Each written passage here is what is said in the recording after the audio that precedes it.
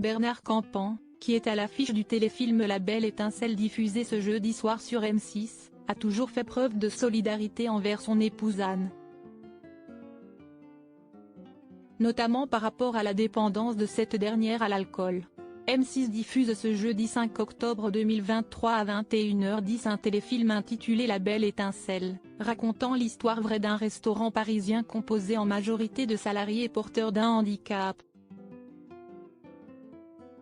Mélanie Doutet joue le rôle de Virginie, une mère prête à tout pour offrir un bel avenir à son fils Noé, atteint d'autisme, tandis que Bernard Campan se glisse dans la peau de Philippe, un chef d'un restaurant étoilé qui vient de perdre son travail après un bad buzz sur les réseaux sociaux. L'occasion de s'intéresser aux membres des Inconnus, notamment à ce combat qu'il a mené pendant de nombreuses années avec sa femme Anne.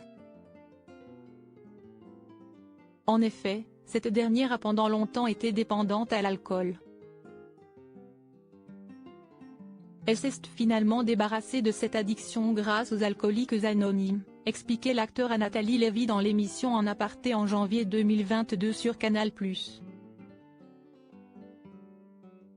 Il l'a soutenue, en allant même à la rencontre de ces gens qui souffraient du même problème. Pour moi, ça a été l'occasion de les découvrir. Si est-il vraiment quelque chose qui m'a beaucoup marqué. Finalement, si est-il une forme de spiritualité.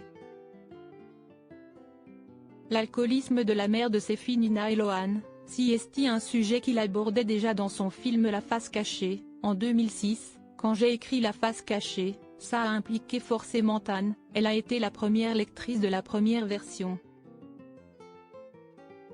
De toute façon, si est-il elle qui lit les premières versions de mes scénarios à chaque fois.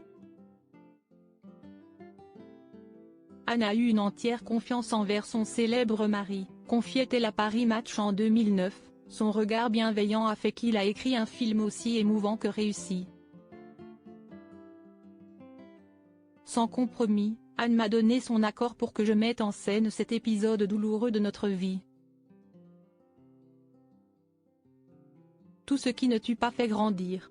Pour Anne comme pour moi, ce problème nous a permis d'être dans le renouvellement et la remise en question, avec une confiance toujours plus présente, ajoutait Bernard Campan.